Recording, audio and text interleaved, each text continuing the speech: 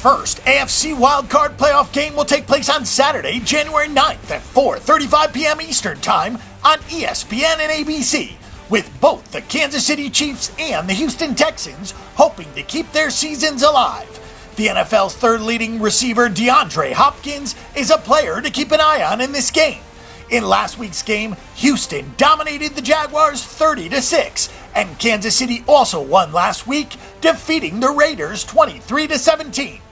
Kansas City is a 3-point favorite in this game against the Texans, with the over-under line currently at 40 points.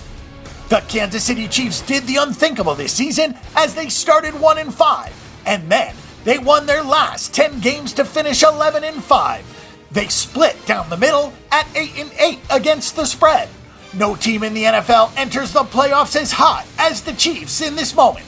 Kansas City has a defense that was third in the NFL, allowing just under 18 points per game.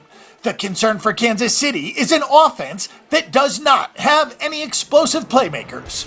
The Houston Texans finished the season at 9-7, both straight up and against the spread, and won the AFC South thanks to a defense that kept them in most games.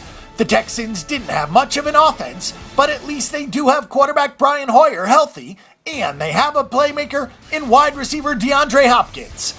Houston scored 21 points per game this season, while allowing 20 points per contest. Taking a look at the numbers, Kansas City is 5-0 straight up in its last 5 games.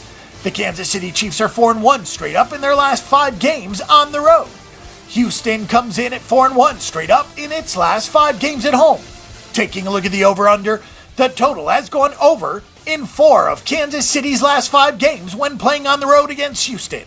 And the total has gone over in 4 of Houston's last 5 games when playing at home against Kansas City. For our pick and prediction, we'll take the Kansas City Chiefs to win this game both straight up and against the spread as 3-point favorites. We'll also take the game under the 40-point total.